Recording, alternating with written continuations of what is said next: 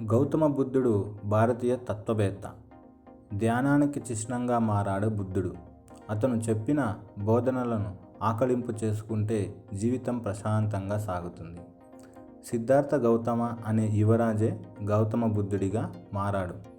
అతను తన మార్గాన్ని మార్చుకోవడం కోసం ధ్యానాన్ని ఆశ్రయించాడు. ప్రపంచవ్యాప్తంగా ఉన్న ఎంతోమందికి బుద్ధుడు దేవుడు కాదు, ఒక నాయకుడు.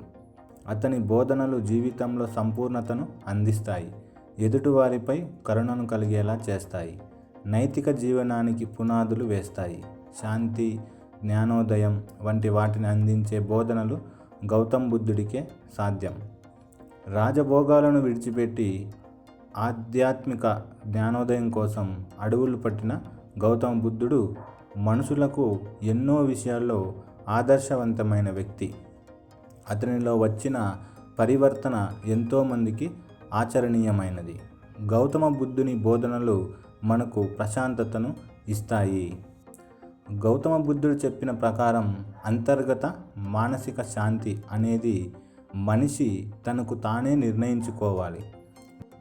మీరు సంతోషంగా ఉండటానికి మీపైన ఆధారపడి ఉంటుంది. ఎందుకంటే మీ సంతోషానికి దుఃఖానికి మీరే కారణం. సొంత కోరికలు, అనుబంధాల నుండే బాధలు పుడతాయి అన్నది బుద్ధుడి అభిప్రాయం.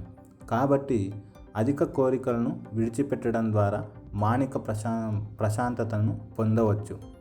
ఆనందం, శాంతి అన్నీ మనలోనే ఉంటాయి. అత్యాశకు పోతే ఆ రెండూ దూరం అవ్వడం ఖాయం. బుద్ధుడు చెప్పిన ప్రకారం కోరికలను ఎంత తగ్గించుకుంటే బాధలు కూడా అంతే తగ్గుతాయి. జీవితంలో గొప్ప శాంతిని పొందవచ్చు. ప్రతిరోజు ధ్యానాన్ని చేయడం అలవర్చుకోవాలి. ఇది ఏ విషయాన్నైనా స్పష్టంగా చూడగలిగే శక్తిని ఇస్తుంది. కోరికలు, భయాలు, భ్రమల నుండి విముక్తి కలిగిస్తుంది. సంతృప్తికరమైన జీవితాన్ని అందిస్తుంది. జ్ఞానం వల్ల ఆలోచనలు, భావోద్వేగాలు అదుపులో ఉంటాయి. బుద్ధుడు చెప్పిన బోధనలో నైతిక జీవనం ఒకటి. జీవితాన్ని నీతివంతంగా బతకాలన్నది ఆయన ఉద్దేశం.